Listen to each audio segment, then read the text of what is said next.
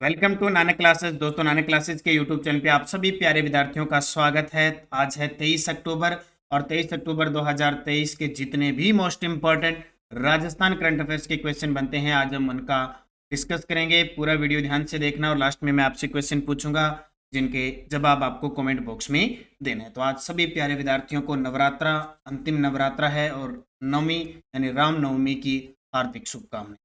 आज हम पढ़ेंगे एक क्वेश्चन आर्थिक समीक्षा 2022-23 के अंदर एक इंपॉर्टेंट रोज का एक प्रश्न पढ़ेंगे।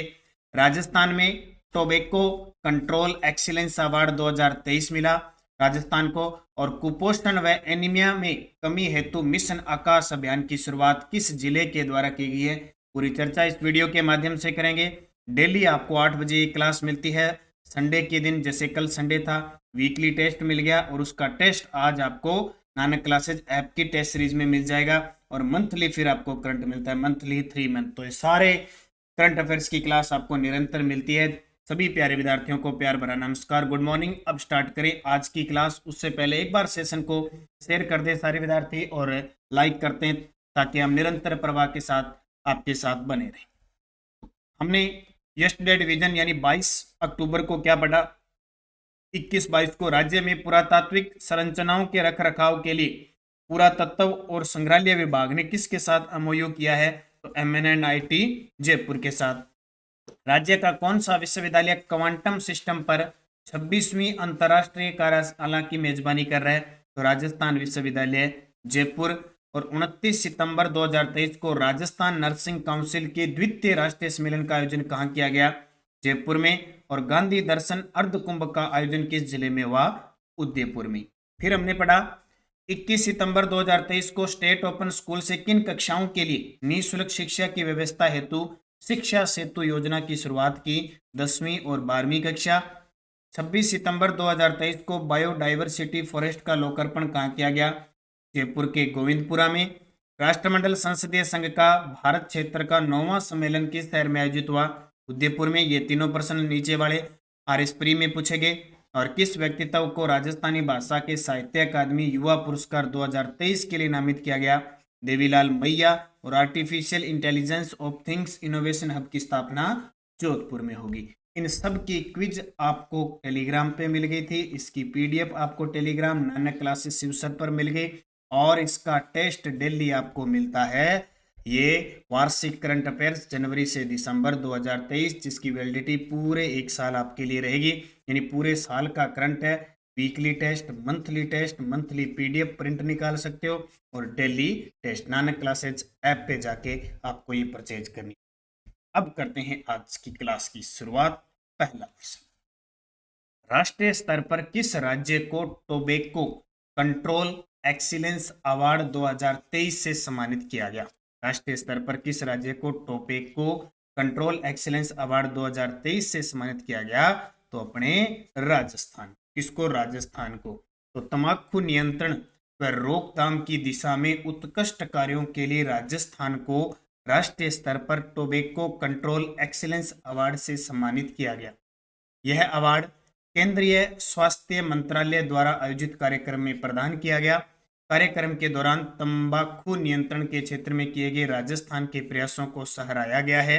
Rajasthan tobacco free youth campaign 2023 की सभी गतिविधियों में अव्वल रहा, यानी अलग अलग तंबाकू के खिलाफ नियंत्रण रोकथाम के लिए राजस्थान सरकार के द्वारा जो भी गतिविधियां अपनाई गई उसके लिए राष्ट्रीय स्तर पर टोबैको कंट्रोल एक्सीलेंस अवार्ड 2023 से सम्मानित किया गया। तो ये हमारे लिए इंपॉर्टेंट है। लगातार राजस्थान को जैसे मान लो पर्यटन के क्षेत्र में अवार्ड है।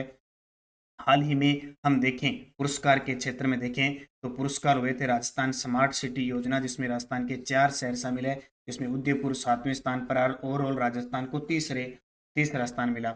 और टीबी के किए जा रहे प्रयासों के मामले में इंडेक्स में राजस्थान को चौथा स्थान मिला है। कौन सा?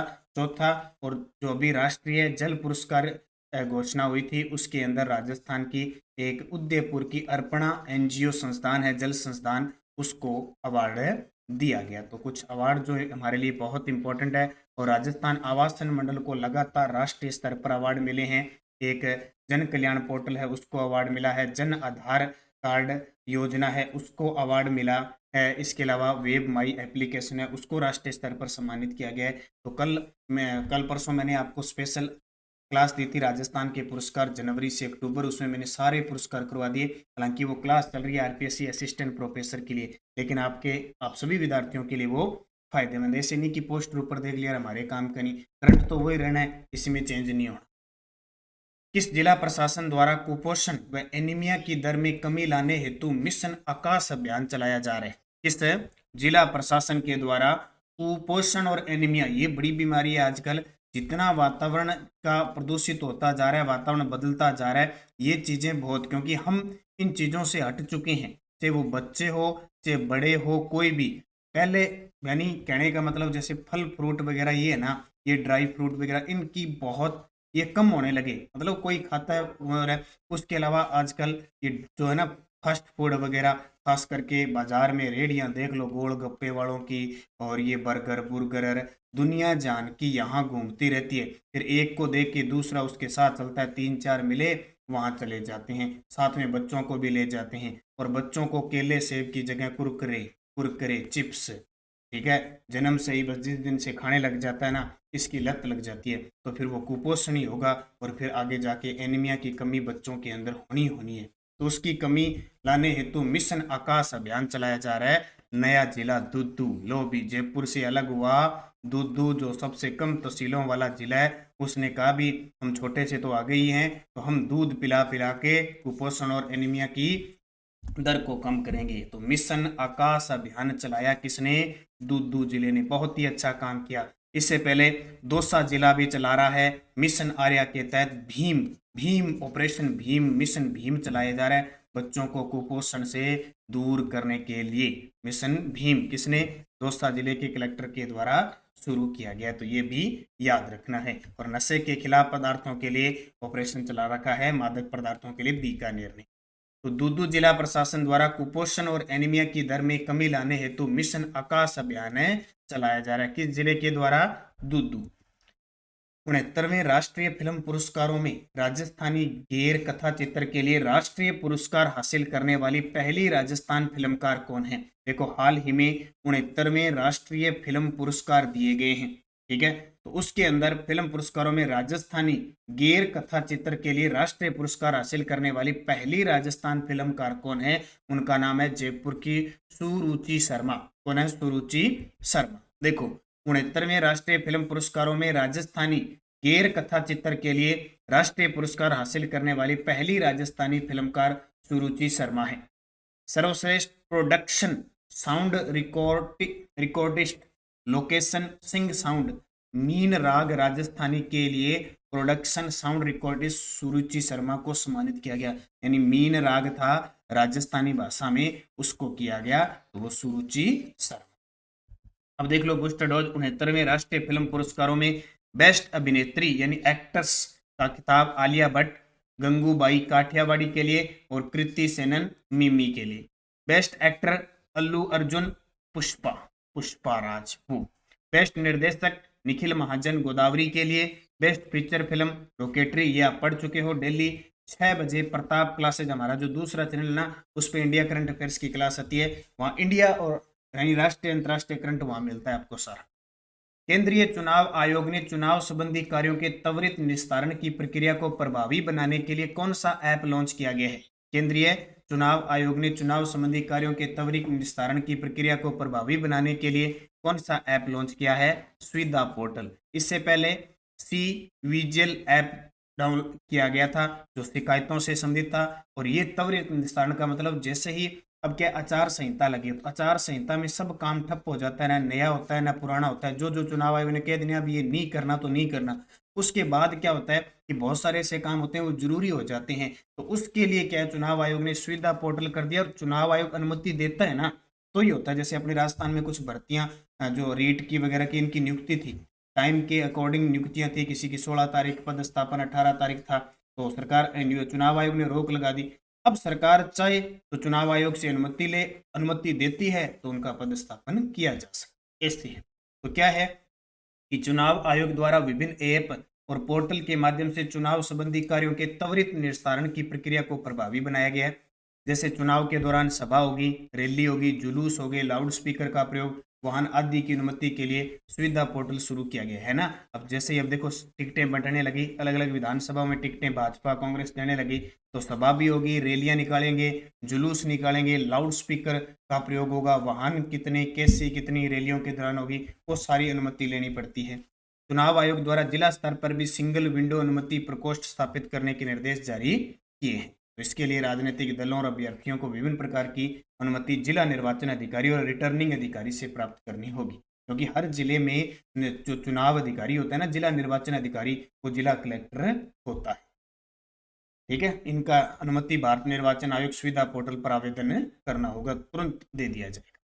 वर्ष 2022-23 के दौरान राजस्थान से कुल कितना निर्यात किया गया, ये आर्थिक समीक्षा का प्रश्न है। अभी आने वाले जितने भी एग्जाम है ना, आपके लिए बहुत इंपॉर्टेंट रहेगी, 1-2 प्रश्न अब डेली पढ़ेंगे।